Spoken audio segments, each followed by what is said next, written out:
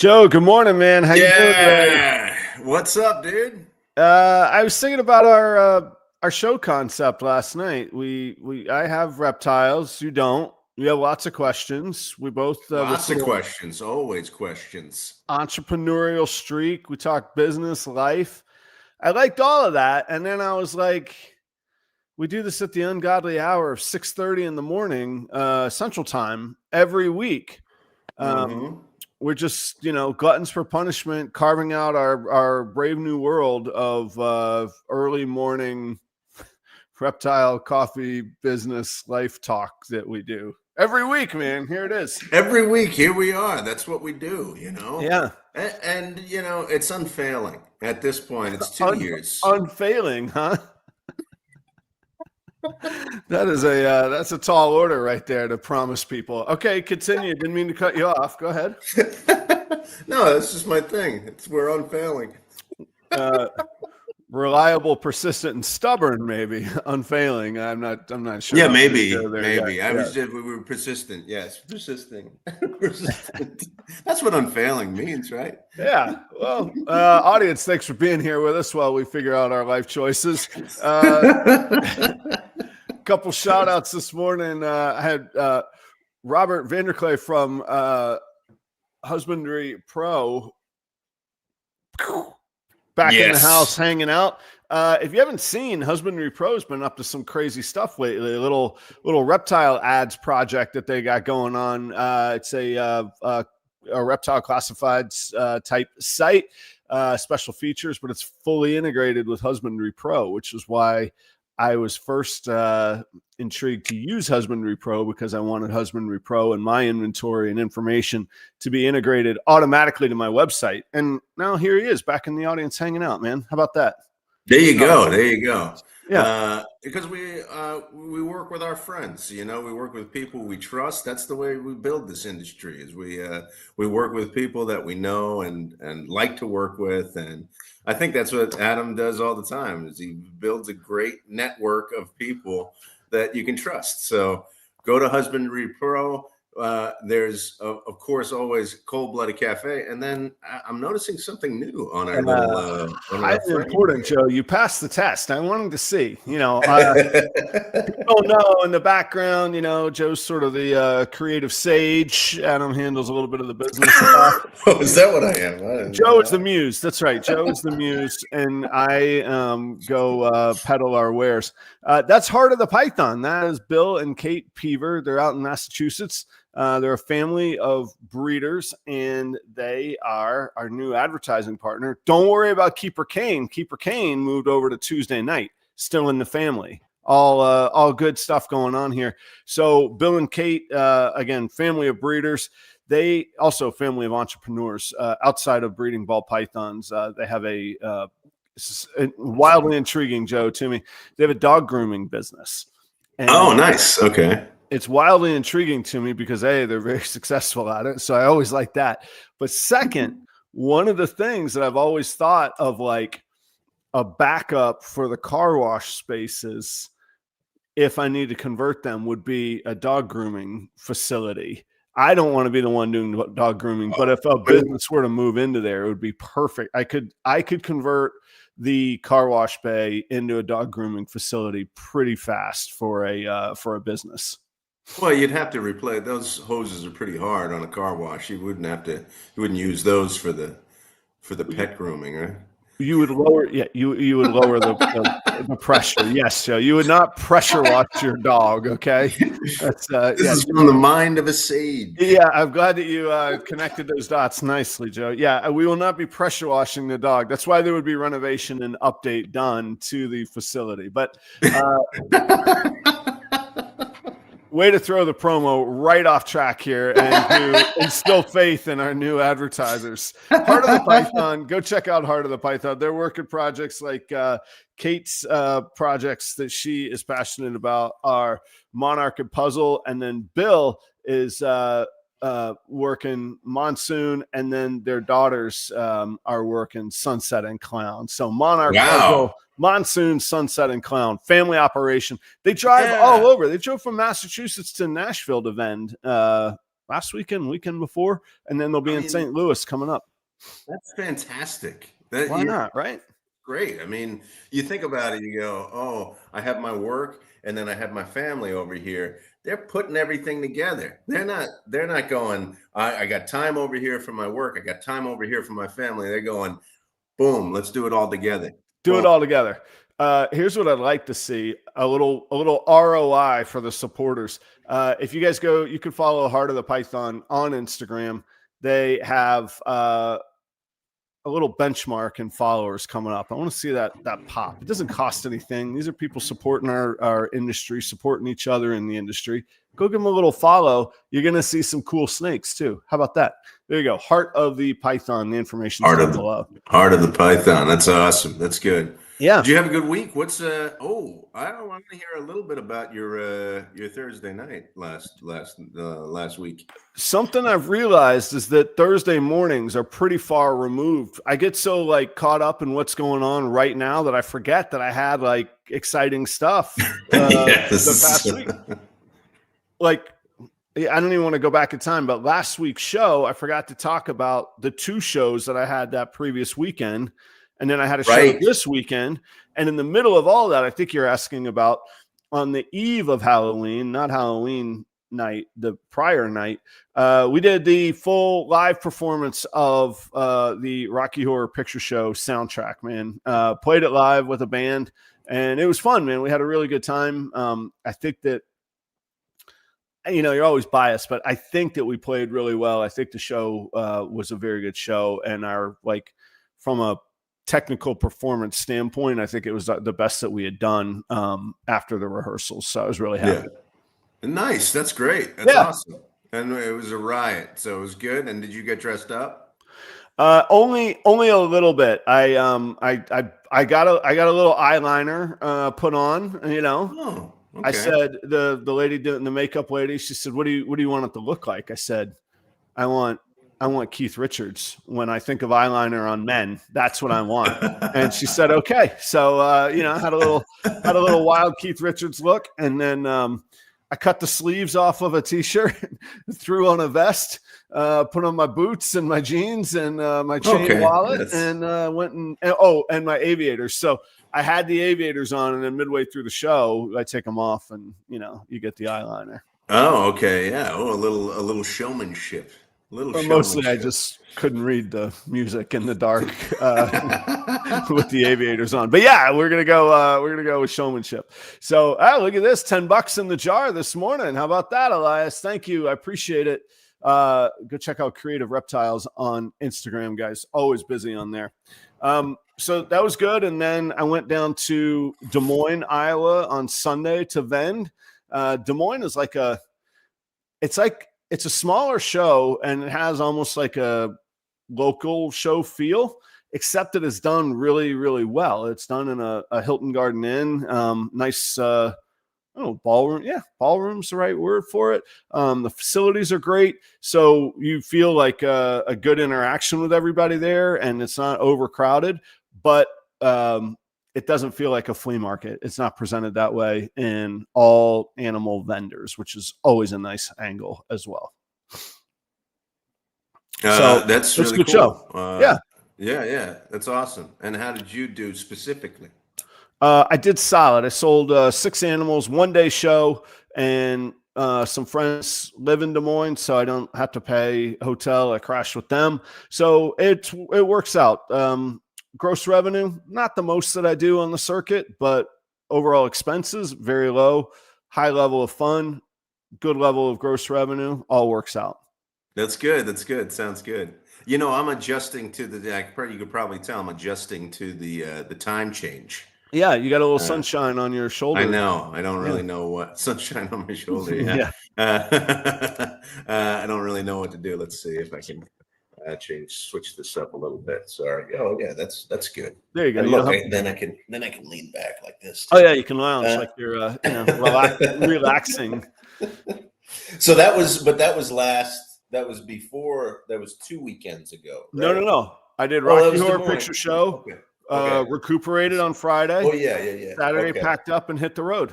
All right, nice. It sounds like a good solid week. It's fun. You got idle time is not in Adam's world. Also, Joe, I want to let the record show you're going to be. This might be the biggest newsworthy thing yet. What? Halloween night, Kelly and I decide to watch a movie. I sat still maybe 2+ hours. Checked out a little feature on. What'd you watch? What'd you watch? Jaws? You watched the No, horror we movie didn't. I'm not Jaws? going to watch Jaws. I watched. It's the best movie of all times. Best? I don't know about that. We watched Sinners. We thought that I don't think it's a spoiler to say it's a vampire movie. On Halloween, it is a vampire movie. Is it? It's a spoiler though. I don't know. They kind of, start to pop out of nowhere. It's a mid movie. Yeah, a little teaser, guys. I'm going to cut you right to the middle. There's some vampires. All right. I think everybody knows it's a vampire movie. Yeah, I think everybody knows. It was okay. So really cool, really intriguingly done. I thought I'm going to say they transcended time in a really neat way, and I'm going to use some really academic words like juxtapose some of the modern lingo. They juxtaposed into a historical setting and vice versa. And then this part I won't spoil. The post-credit denouement, I suppose, as you would call it, was exceptional and involved one of my heroes. And I got to let it be there, but real icon, tying everything historically together. Nice button up, nice bow on the top, really creatively done. And am I right to understand that's the same actor playing the brothers, playing Smoke and Stack? That's one person. Yeah, that's right. That's Michael B. Jordan. Yeah. Incredible. Yeah, I did not catch on to that until well into the movie, that there's not actually two identical twins playing that part. Really? Yeah. So it's interesting. I watched a movie as well on Halloween. So Aiden had some friends over, Raleigh had some friends over, and so Chelsea and I was like, "Oh, it's their night. We'll go into our room. We'll watch a movie." And the movie that we watched, Sinners. Get out of here. Nice work. Had we known, we could have, had you seen it before, or was it a rewatch? No, I never saw it. We kept hearing about it, and, and thought, no, let's give it a shot, How'd you like how everything played out at the very, very end, the post credits? Yeah, it was strange. It was strange. Are you familiar with that gentleman and his story? Yeah. Very cool, man. Very cool. I thought it was really, really well done. We have to talk in code because we don't want to ruin it, but man, really, really nice, man. And the actress in it is Haley Steinfeld, who just recently married Josh Allen. Don't know those people. Josh Allen is the football quarterback. Get out of here. Okay. Yeah. He's doing all right, man. He's got it all. MVP, little bag of money. She seems pretty nice. She seems pretty nice. Yes. I know. The director. Yeah. The director is Ryan Coogler. He directed some of the Creed movies. I think all of the Creed movies. Then also he directed Black Panther. Okay. Well, if Sinners is any indication, those others are probably pretty good too. Yes, they are pretty good. That's fun, man. It's good. It's good. A little pop culture in your life. That's nice. I know, man. Yeah, a little distraction is good. So, did you? I don't know. Did we get? What did you have for a one thing? What do you got going on, man? Oh yeah. I had a one thing. I should have written it down. But let's see. How did Aiden's senior night game go? Did he get any game winning field goal kick? Did he get a shoulder ride through the crowd? Heroes welcome home. Did they win? They did not win. Okay. It was a bad game. I think he got a field goal, and I think he got an extra point. But Yeah, it was odd. They usually fall apart in the second half, and that's exactly what happened. They fell apart. The other team really were sticking it to them too. Like they were taunting them, and then actually what happened was there was a big fight on the field, and the game was called with like 4.5 minutes left in it. I mean, That's their last game. Their last game. It was called because of a fight. I've never understood the helmet on punching. Like, what are I you gonna, never what are you understood gonna, it what are you either. gonna get? Where are you gonna get there? You know, You're gonna hurt your hand. That's it. you're gonna hurt your hand. That's right. Okay. How's the outlook for any? It was, but wait. So that was my one thing. You reminded me. That was my one thing, and it was nice. I mean, we there's like this little procession before the game, and Right. yeah. So Aiden and had me and his mom, and then his dad and his stepmom. We walked him out onto the field. Nice work. And there's like a little announcement, and they talk about like Aiden wrote out this little thing, like, this is what I want to do, and I want to thank these certain people, and it was really sweet. It was really nice. It was That's nice. a cool thing. Did he bring some flowers for the moms? No, Oh that no, he did doesn't. not. Okay, I That thought that's didn't. how it worked, but okay, all right, No, he didn't. He didn't. okay. Uh, But it was good, and so we had a great time. Now, is he still looking at pursuing that at the collegiate level and looking onward, forward and whatnot? Yeah. A couple of weeks ago, we put a video together, of his kicking, and and we're getting out there, we're doing that, and it's been good. We'll see. He's gotten a little bit of interest here and there, and he's excited about it. So I'm happy for him. Nice, excellent. Well, maybe that'll play into our topic here in a little bit today as Oh well. yeah. Maybe so. Oh, look My at other this. thing is, look at that. Joe, you and I, we're gonna live large this week, man. We're gonna step up. We might get some Coronas instead of that Busch Light we usually hang out over. You know. Look at this.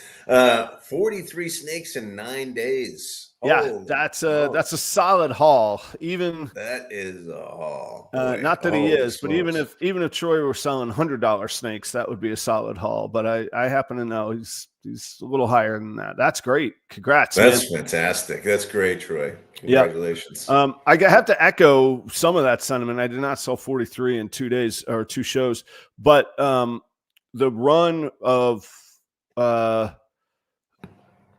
the last 6 weeks, second half of September, and then all of October, I did 25% of my annual revenue in those 6 weeks. Wow. Holy smokes. Yeah, it's been a good solid run. So it is out there.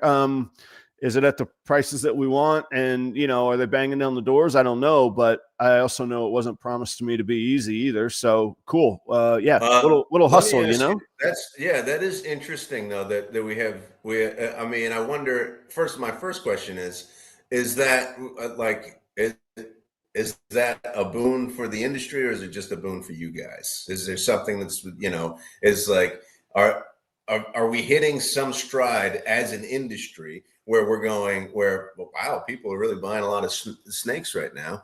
Or is it something specifically that you and Troy are doing that's bringing people to buy? And what are those things? Like, I'm interested to hear Troy. He's always active on this chat. Like, what do you attribute that success to in two shows? Like, let's talk about that for a second. And what about you? Like, what do you attribute your recent boon to? Well, I've thought quite a lot about it because I like turning things into a process. I remember I had a boss that I still consult for, and he's still a client of mine. But I remember one day he asked me about something in the kitchen, and I was like, well, you do this and you taste it, and it's a chef thing. And he was like, if you can't describe what you're doing as a process, you don't know what you're doing. And I was like, oh, I don't know what I'm doing, huh? And it was a moment of consternation in our professional relationship.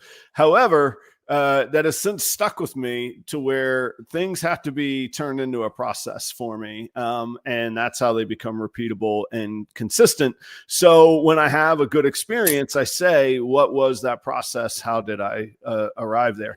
And some of it I just don't know, because there were dud shows in there in that run. I had a rough patch in Fargo. I had the rest of them actually were pretty good. Even Des Moines was solid. Usually I say that like Des Moines a dud. Des Moines not a dud, but Des Moines is always like a reliable 4, 5, 6 animal show. It's never huge, but it's always reliable. So it's worth it doing.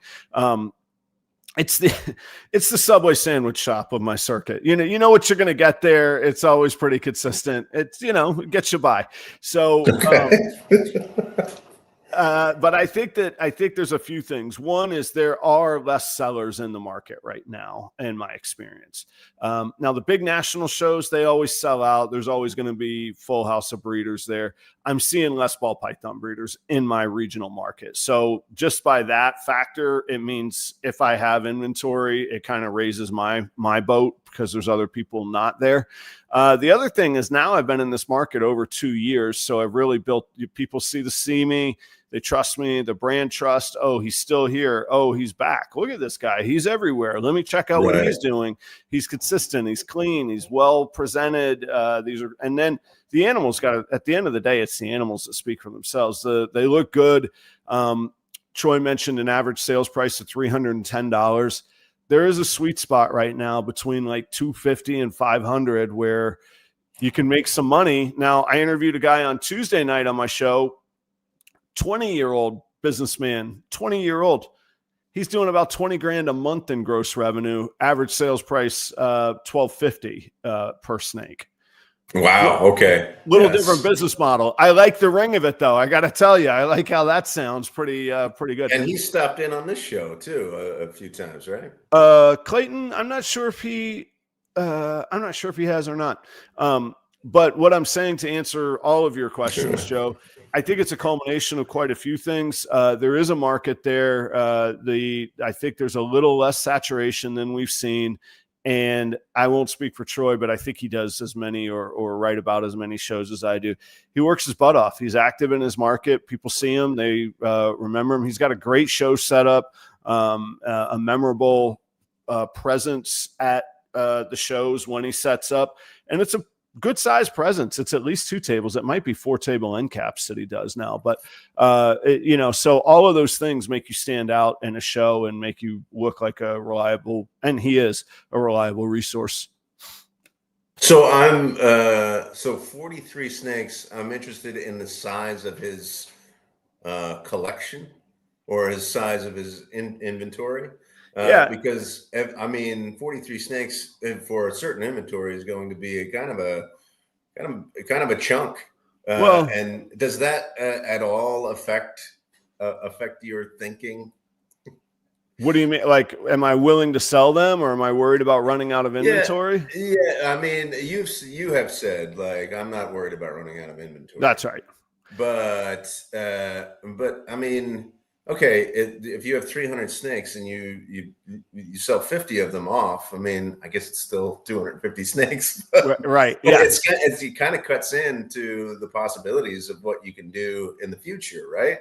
Oh, well, there's things that you hold back, right? Yeah, you hold back. You set those aside. You don't even bring those. Those are designated different. I don't know about other people's arrangements, but those go in a different portion area of my racks. Those don't even get considered. The only time I would bring those to shows is to kind of show if I have something truly unique, which really I only have one, which is the rainbow clown. I'll bring that just to show people because they haven't seen it before, or I'll bring some things to show projects I'm working on so that people go, oh my gosh, what is that? And I go, this time next year, be here. They're going to be ready. Get on a mailing list, get on a waiting list. And I use it as a sales technique. Gotcha. What do you got coming up? Any shows coming up? I'm done with the in-person shows until December 21st, the week of Christmas. So Yeah, Yeah, that's a good one. Choice is, Okay. yeah, he says he takes 60, 70 to a show. It's about what I take to a show as well. My displays will fit 56, and then my tower is another 6, so 62 in displays, and then I can do some deli cups if I have more at the time. So Okay. there's inventory. So now starts my seasonal kind of pivot to online. I'll really focus on having the website up to date before the temps get too cold. They're starting to drop, but I could ship through the end of the year without much problem. January and February gets sticky for me on shipping. So I'll pivot to a really strong online updated presence. Check out properroyals.com for that info there. I will, I'm at the point where I know, like we all have quote byproduct or snakes that are less exciting and they're not the display stuff. So I'll take those over to Palm Street. I'll do some $1 auctions on those. And then I'll really focus on pushing my rodents right now. The rodent business is actually going pretty well. And I want to make sure I'm maintaining those customers and relationships. That's good. So good. Yeah, there's some other ways to kind of pivot on revenue and keeping things going. But honestly, it stays pretty busy this time of year through the holidays for me. There's a ton of sales going on. Last year, I found it didn't matter if I ran sales or not. If people wanted the snakes that I was advertising, they came and got them, kind of deal. So, it's a fun time coming up. That's great. And I actually really like this. Another thing from Troy here, which is I notice if you have 8 banana pies on your table, it's hard to sell one. But now that's interesting because that is something that you can replicate. If you are doing shows, bringing multiples of one, you're not going to sell. And then, but if you have fewer, then there's a better chance that they will sell. So what is that? What do you think that is? It's scarcity or like the FOMO? Yeah, I better get that now if there's only one. I do that with actually I do that with banana pies as well, but I do that with some of my super gravel stuff that I produce a lot of. Pastel super gravels are really eye-catching. They're great standout pets, just visually how they look. So yeah. But if you see but I'm trying to be like put myself in the position of a client or a customer. If I see a whole bunch of them, I'm like, well, they're a dime a dozen. Right. So, but I'll bring 4 or 5, but only display one. And when that one sells, I'll pop another one up. So it always looks it always looks like I always have only one. But yeah, I'll do that with like Troy's talking about, the banana pies. And I'll even leave one of my accounting tricks. There's a hack for everybody. It's my disorganization in life. I write with the chalk marker sold on the display so I could see what the item is that sold when I'm going to put them away. And then I pull their tub and then I mark it in Husbandry Pro and blah, blah, blah. So a lot of times I'll actually leave empty display spaces, but the things that I know that are super eye-catching and hot on like a pet market, and that again in that sweet spot, $375 or $400, I'm refilling that one all day long. Once those sell, I pop another one up in there.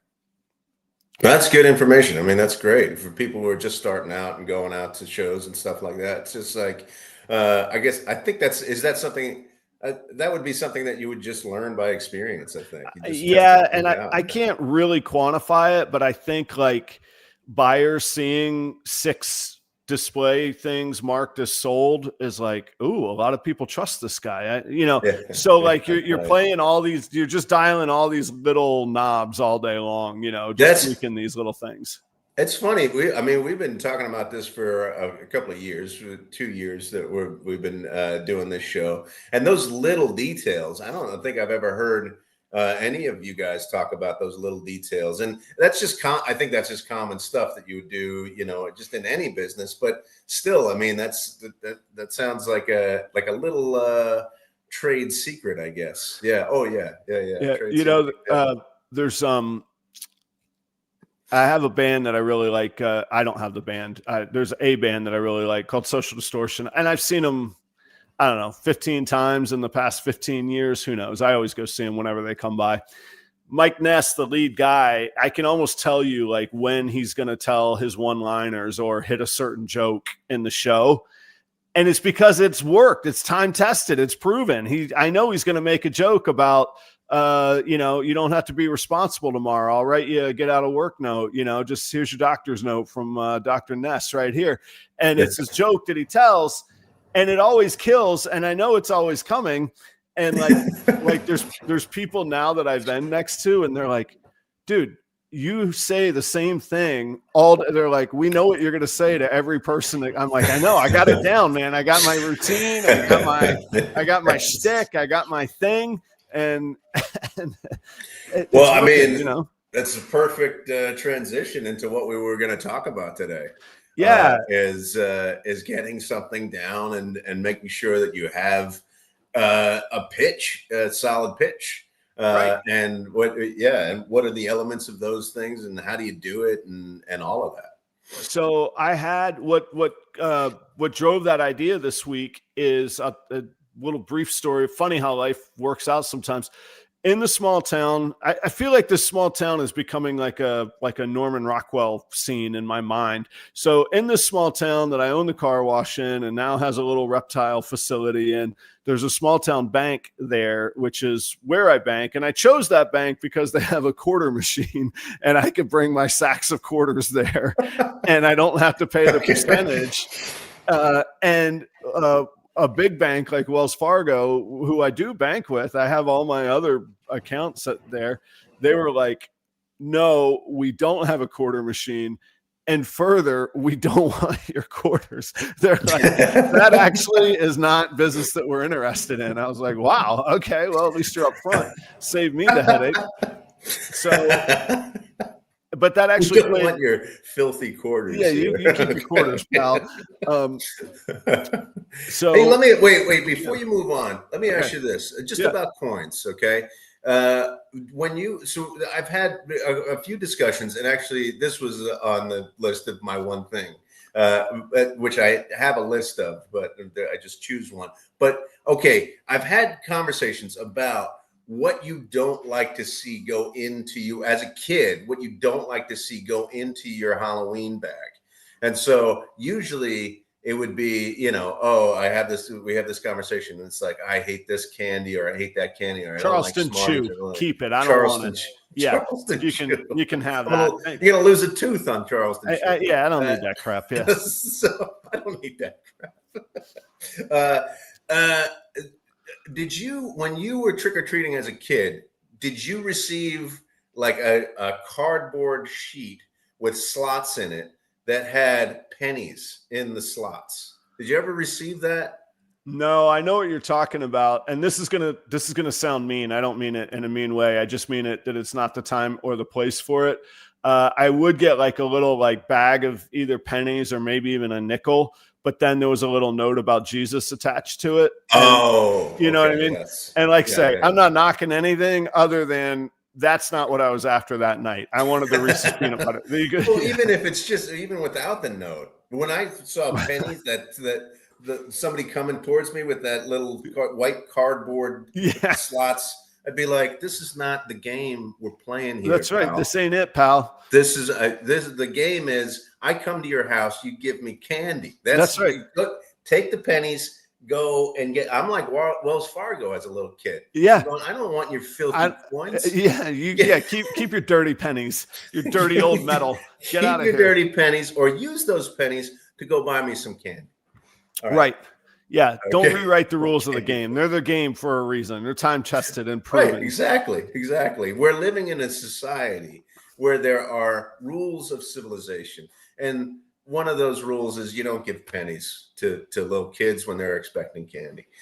Yeah. All right, go ahead. Here we go. You should have thrown them right back at the old man, taking them out one by one and just bam, bam. You can't really hurt somebody with a penny. Like just you're not dropping it off the Empire State Building at them. Just be like, here's your penny back. This is how crazy. Okay, hang on. Just 1 second. I remember going so we go around the neighborhood, we do trick or treating, and then there was a guy who like played this joke on parents, and he would go, "Kids, why don't you come into my house?" And then he had like he had he had like a PA system where he would pretend that he was holding the kids hostage. Gotta get shot. Everybody thought it was funny. Yeah, I don't know, man. There's wild people out there today, man. You can't can't mess with that. Anyway, I distinctly remember that. I was like, well, this doesn't seem right. Yeah, right, exactly. This guy seems too real. Okay, so the pitch. We're talking about the pitch. So this bank, I bank with them, and their bank vice president, his name is Adam, and he's an intriguing guy. He says, "Hey, you're a customer here. You bought the car wash in town." I said, "Yeah." He goes, "What did you buy it for?" And I was like, "Well, have I got a story for you?" And I tell him the story of the reptiles and that we're going to have a ball python farm in the car wash.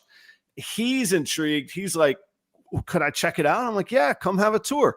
So I come give him a tour. This is all of half a mile down the road. And we get talking and we just build a good relationship. At the bank, I promise this is going somewhere. At the bank, they have a cool little model attached to the bank. In the bank lobby is a coffee shop and meeting office spaces as well. Oh, nice. Yeah. So I bring in my quarters, I grab a cup of coffee, and one day we're talking and he says something about, like, he rolls his eyes. He's like, "Man, that coffee shop's going to be the death of me." And I'm like, "Why?"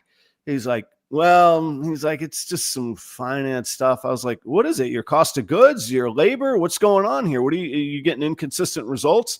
And like his eyes lit up. He's like, what language what are you talking about?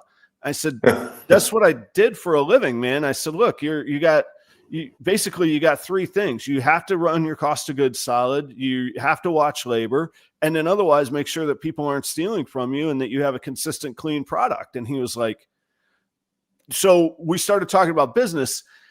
And then one day he was like, "How do you sell your snakes?" And I was like, "Well, social media is a massive part of what I do." And he's like, "What do you mean?"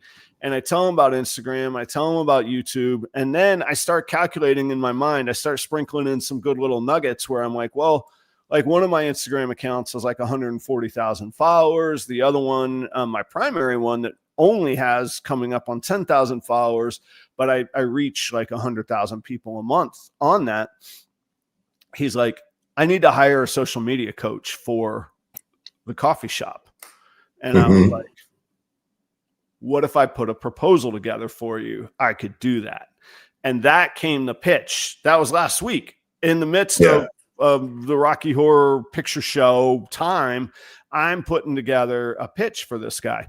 And okay, interesting. That's what brought to mind, when was the time right for me to strike? When was, with pitches, you can't just like go to every stranger in town and be like, "I'm going to be your social media coach." I had gotten to know the guy. I had an insight into what he feels the problems with his business are. There was an area that I felt that I could bring expertise to because I have the institutional knowledge of food and beverage, and I sell weird widgets online for a living. So I think I could sell coffee in a small town in a concept that I believe in. It's a good concept. You go to the bank, you're going to get some coffee. I even use their meeting rooms when I have when I'm over at the car wash, but then I need to meet with my professional clients. I go to one of their office spaces there and put on a shirt over my snake shirt. That's it. Yes, that's good. Yes. Yeah. So what do you, so I've got a lot of ideas about this because I just went through a pitch, but being on the other side of that pitch. You got pitched too. Yeah, I got pitched too. Yeah. Nice. Yeah. So getting pitched and pitching can be a couple things. Joe, I don't think I have an issue with it. Is there an issue if I were to present the pitch that I gave? Now there is a few financial things in there, but I don't think we're weird about billing rates and stuff, are we? No, I don't think so. I'll just be transparent. Let's check it out. Let's see if I can. So this is something that when people ask, like, how do you get your clients? It doesn't cost anything. And something that's worked for me really, really well for a long time is making sure that I'm really personal with the pitch that I'm making. And you'll see what I'm saying here in a second. So instead of just like, here's an outline with an email of bullet points, this is actually the visual that I put together. So okay, I take the time to go find their logo. That guy didn't send me his logo. I took the time to go steal his logo. My consulting company is called First Growth Hospitality Consulting. So I put that up top there. And then I just do a 1-page thing. People don't have time to look through 9 pages of contract. The length of time, 6 weeks. Here's the goals. Here's what we're going to do in weeks 1 and 2, 3 and 4, 5 and 6. And then here's what I'm going to deliver at the end. And I put my little wine glass logo at the bottom. And then I bill the monthly, the rate of $55 an hour, and let's get going. I bill you monthly. That's it. Okay. Yeah, this is good. This is like an executive summary. Like going, okay, look at high level. This is what we're going to do. This is going to be the outcomes. Right. And it's a starting point for discussion. If he thinks, well, my team, if he says, well, I was looking for somebody to actually do the social media. Okay, well, that's going to be a little different proposal. But if you're looking for somebody to kick this off, set standards and habits for your team, and over 6 weeks develop those habits, and then maybe there's a follow-up. Maybe it's an hour a week for another 6 weeks afterwards, just providing feedback and guidance. But it's a good starting point for, hey, what works for you? And the other thing that I'm big on is like, so there's one thing of what's this all worth to me to do. But the other thing is, I know enough about a coffee shop. It's not a massive, unless they're doing incredible volume, it's not massively profitable. The percentage profitability is solid, but but they're still at best, they're probably clearing 15, 20% at best. And they're not, he said they're having challenges. So I'm guessing this guy is clearing 7 to 10% because of what I know about food and beverage. That means he doesn't have 30, 40 grand for me to pitch a 1 year, hero contract that's going to be my anchor, my bread and butter. So I got to make something that I know that he could afford and it could be palatable. So this was basically a $1,000 pitch versus a big, hey, here's a portion of my salary for a year. Right. Yeah. But this business is important to me because he's the town banker. He's going to know everybody. He does all the business lending. When somebody comes to get a loan, I want him to say, this dude, Adam, he's got a thing and he did really well for us. You should call him. Okay. Yeah. For For First Growth Hospitality, not necessarily Proper Oils. He's not going to go, hey, listen, if you work with us, we're going to throw in a snake. Yeah, I don't need him pitching snake discounts for me. But if you get the Ginzu knife, you get this snake. That's right. Yeah, you're going to set it and forget it, friends. And no, but because I've done a little town research too, my social media accounts in town are the largest social media accounts in that town. So that's a nice piece of leverage to go. Yeah. Adam's probably the guy if you want to understand a little bit more about social media and reaching clients. Now, let me ask you this then, because I think this translates to what you do with what everybody here does with snakes is like, okay, you showed us the proposal. Do you think that really you sold this, you sold your partnership with this person before you actually set the proposal? Yeah. So so that was part of the timing. I don't send that to strangers. Right. I've spent time, not purposefully, but also not quite accidentally either. I don't know where that middle ground would be. Right. If you're working and doing business, every presentation of yourself is an interview for something. You don't know when that person could use you. So always present yourself well. if honestly, it's got to be comical. They see me walk in filthy clothes because I've been cleaning a car wash or digging the ditches, the drains. And then I have my bag of quarters every day. And they're like, here's the dude with the quarters. And that's not even the weirdest part of this guy. So like, it takes a little bit to overcome that stuff. And that's where you get talking with people. I always say hello to the people in the bank that I know and just ask how their day is or whatever. Turns out this guy is intrigued by business the way that I am. And we start talking. And then he learned, oh, Adam's got an interesting story and was successful in a different avenue in life. Maybe I need to listen to this guy. So I had presented myself with some authenticity, and I wouldn't say authority, but insight into what I'm talking about. Right. Yeah. And that just yes, you said maybe wasn't intentional, but kind of intentional. You're presenting yourself at all times. Yeah. If I'm on, it's intentional. I am on. And that, I know, sorry to interrupt you, to cut you off. I have a tough time with that because like people will message me in times in my mind when I'm off and I'm like, I don't want to have you have to get on.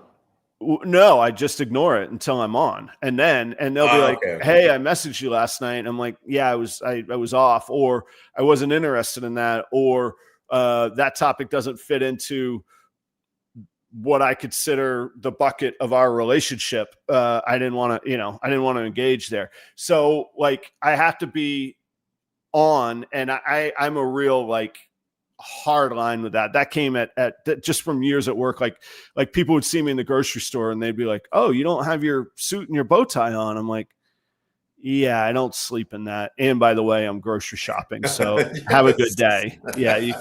I'll see you tomorrow at the office,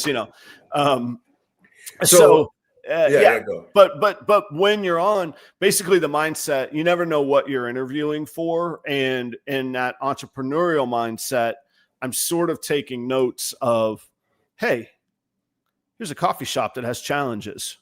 Yeah. I'm not going to go. It's too early to go. I could solve all your problems, but maybe I can have discussions where this guy goes, Adam's a resource, and maybe there's a time that I should get in touch with him. Yeah. I think with your experience on this, and then my experience being on the other side of being pitched, we can kind of come up with a few by the end of in this next 12 minutes, kind of come up with a good this is what you do, and also this is what you don't do. Because my experience was like, this is what you don't do, because I'm like, I don't. Wait, you said that to somebody else, or somebody said to you, here's what you're not doing? So this is the experience. I am trying to I'm trying to get some recruiting going for Aiden.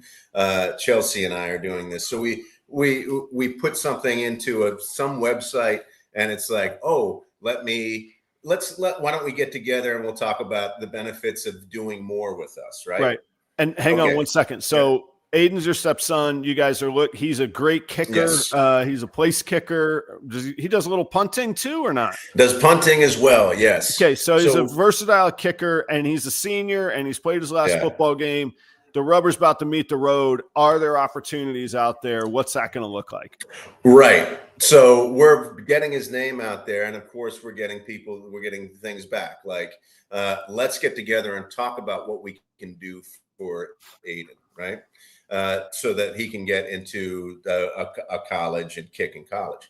So there's this one company contacted us, and I mean, they're out there. There are consultants who are like, we will do this for you. And it sharks in the water too, right? Really hard to traverse. It's really like you have to figure out, there's so much time and energy put into trying to get noticed, your son noticed. So first of all, the first thing they did was we received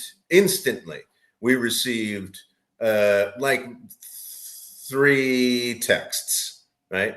So it's like, meet us.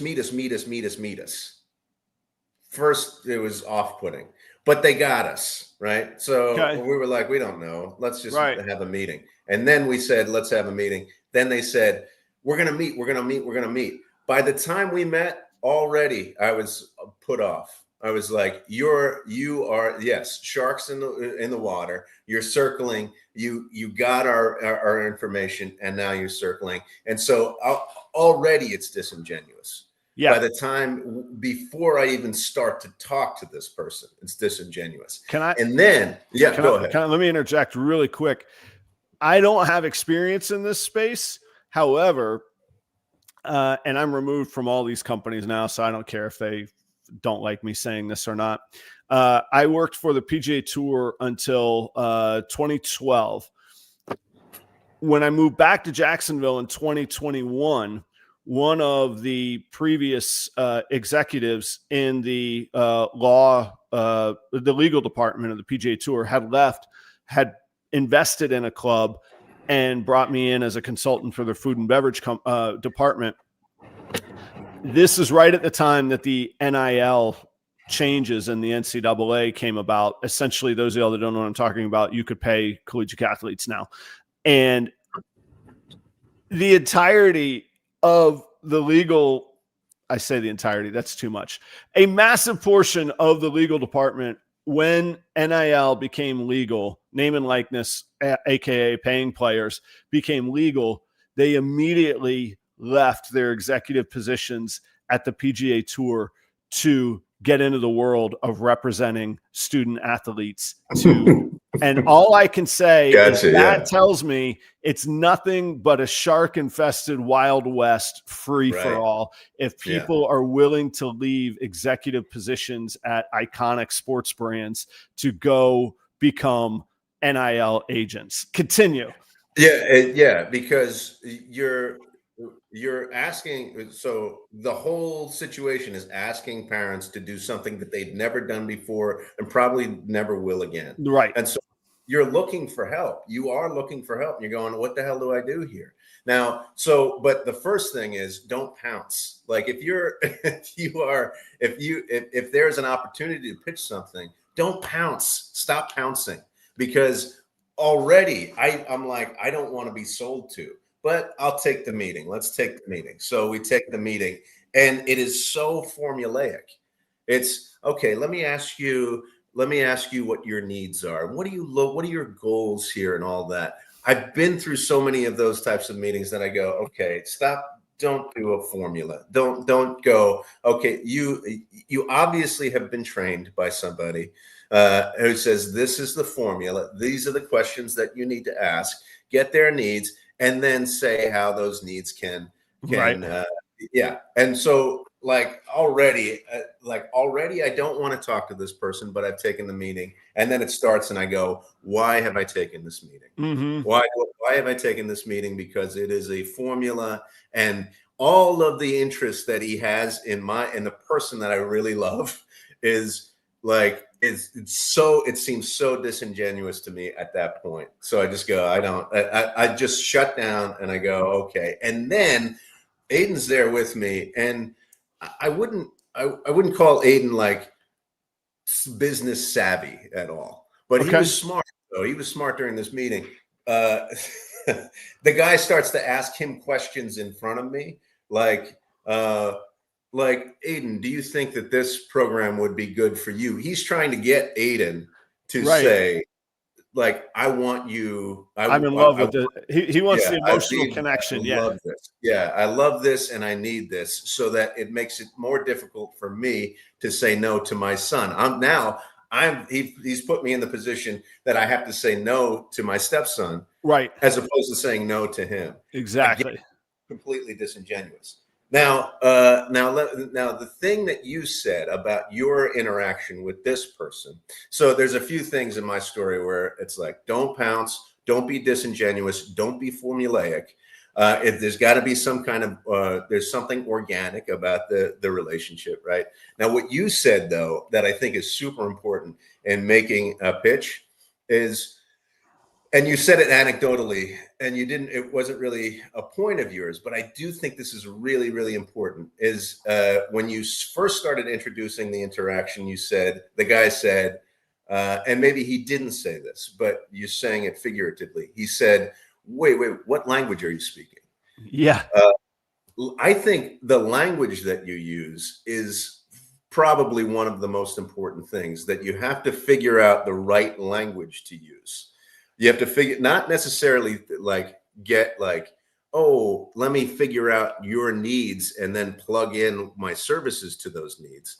You have to, I think, to make a good pitch, you have to figure out the language that is being used in either their business or their personal life, Right. so that there is a connection they're made with language. Well, Language, I think, draws people out and draws people towards each other, and it makes that connection first. The interesting note about that too is probably that was my least calculated moment. That was just me talking something that I am absolutely an expert at. I don't claim to be an expert at very many things, but inventory management and cost of goods sold is something I'm absolutely an expert at. And I have funded my whole life by being an expert at that. So it wasn't even me going, okay, turn this on, Adam, and put on a good show. It was, this is the root of your issue, because there really aren't many other issues that will sink you faster other than labor. Labor and cost of goods are the two things that will sink a restaurant faster than anything else. You get those two in line, you got a fighting chance. And so it was completely natural. It probably was completely conversational, and unbeknownst to me at the moment, in retrospect, it's easy to see, but in the moment, that guy probably went, how does this guy know exactly what I'm talking about? And he had to do some calculations and go, this guy's good at something. I don't know what, but there's something here, because you don't just stroll up to people casually and start talking about cost of goods sold in a restaurant. So but that took time and a relationship building. Wally at Supreme Gecko said something really great: show experience and results. Don't sell. Like, here's what I've done. Here's the results that I have. Check it out. And interesting detail, I have not gotten a yes or no from this pitch. It's hanging out there in the ether right now. But I'm a sort of a soft sales guy. Put this in, I'm busy. I got stuff. If it works for you, great. If it doesn't, I understand. If it might, let's talk about how to bring it to fruition, But that's where I've left it at. Where did you end up? Have you taken on any representation? Have you used any of these consultants for Aiden? Where are you? No, we haven't. The only thing that we've considered is that he did meet somebody. He did meet somebody who was a coach who was like, I've done this before, and I like that. I like that first, and he hasn't been pushy, and he's more about developing Aiden than actually getting Aiden into a college. Okay. And so we've considered that, but even that is, we want him to develop in a program. So, so we haven't gotten any representation or anything like that. We're just kind of going alone right now at this point. Yeah. All right. Well, good luck with that. I think I could tell this in the next 45 seconds. One time, and I hate cold sales calls. They're the worst, right? Like an email telling me how they're going to change my life, a phone call unsolicited that they're trying to sell me something. However, a guy emailed me. This is in 2021, sometime back. Guy emailed me out of the blue. He says, I've seen your show. I enjoy it. I work with X, Y, and Z in the ball python industry. I handle their social media. I think I have some stuff that can help you. Mm-hmm. I was like, this is interesting.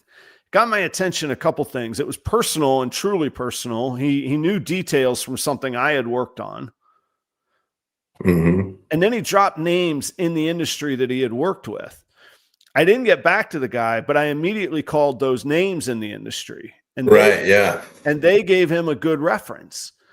And I said, And the guy's pitch was basically, I could be a social media coach for you. I could show you how to grow your channel. And this was in the days when Instagram was actually paying a lot of money for high engagement on Reels. There was a time when people were making in the thousands per month in ball python. Like you were doing, like, not only was the ball python market booming, people were making thousands on ball python Reels in a month. And so he was like, so it was really even more valuable to grow your viewership, because then you could get these paid Reels and blah, blah, blah. And so I ended up calling this guy, and to this day we're friends, and we're still kind of business colleagues. I don't actually do any exact specific business with him anymore, but what we ended I challenged him. I said, you know what? Proper Royals, this is kind of my sacred cow. I want to learn from you, and I'll handle that one. But let's start another page, and let's see what you're made of. Let's see what sauce you got, The short version is that's Proper Pythons, and that page has 143,000 followers. It's a viral content kind of page, and it was completely designed to just get viral eyeballs rather than engaged customers. But it worked, and he actually he made good money on me. I've made good money from having that page, and it's been a good business relationship, and I still call him and bounce ideas off of him to this day. But I thought that I've always thought that his pitch was really good, because it broke through the white noise of cold calls. I'd never heard of this guy. He doesn't have a company. People in the industry really don't talk about him. He kind of stays underneath, because everybody wants to seem like, oh, I'm creating all my own stuff, where he's doing a lot of it. And for names that I guarantee everybody in the chat would know, who at least one of the sellers. And it worked because it was personal. It wasn't, he had good references. And then when we got to negotiating, he said to me, what budget works to where you could see this as a longer term relationship, so we can work on this, and then we could build in accomplishment or like sort of goals. When they're met, there's a payout. So that means you'll have money coming in before I get paid. So there's a baseline, and then there's measurable goals that equal payouts. And I was like, this is a pretty good pitch. So like we started doing business at like $50 a month. Like I could afford that. That was no problem. And then if I got to X number of followers, it was a payout. If I got to an advertiser because of the number of followers, that was a payout. And then and then eventually there was a deal where we were partners building the page, and then I bought him out on the on his half, and now I own the page. So that was a really neat pitch that was pitched to me, and did a great job on that.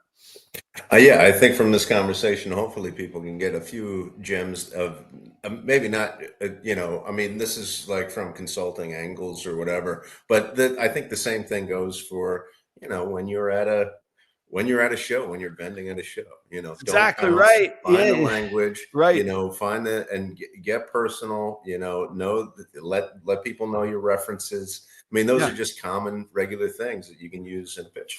And be there regularly. Hey, I'm here. You see me as a reliable source or resource. So right, yeah. Joe, I know we're in overtime. You got anything fun today? What's going on this week for you, man? No, just a lot of work. I'm kind of backlogged on some work that I got to catch up on. So I gotcha. I'm looking forward to getting all of that stuff. Not a lot of fun this weekend though. Okay. A dinner on Saturday. That's it. There you go. All right. Enjoy it. All you locals, if you're looking for something to do, I'll be playing at the Egan Arms Public House. That's a pub in Egan, Minnesota, Saturday night, 5:30 to 9 p.m. An Adam Shira show. Be me and a fiddle player, man, doing a little pub music, hanging out, having some beverages. Massive thanks to our advertising partners, guys. Check out Heart of the Python up there in the top corner. That's our new advertising partner. Of course, our banner sponsors down below. Use those discounts, get yourself a little bit of value. Thanks to Husbandry Pro and Cold Blooded Cafe. Audience, thank you. You kind of make it worthwhile getting up at this crazy time every week. Every time when the alarm goes, I'm like, what kind of life am I living? And by 7:30 Central, I'm like, life is pretty good. Look at this little world we've carved out for ourselves, right? It is. Thanks, everybody. It's been appreciate great. it. Hey, Jimbo, message me your address. I got to get your jersey out to you. That is going to happen today. I'm shipping jerseys if you guys ordered any. Joe, actually, I need resend me your address, please. I got a jersey for you. Wally, we got to talk about your giveaway next week on the show, okay? I got to promo that for you. Wally does this great Christmas giveaway, holiday giveaway, whatever it might be. I'm talking like 200 people donate like 40 grand worth of stuff, industry stuff to give away. So we could dig into that too. That's it. Let's land this plane. Let's get out of here. Have a great week, everybody. Joe, go crush it. Tell Aiden, keep kicking, man. All right. Thanks, guys. We'll see you later. See you next week.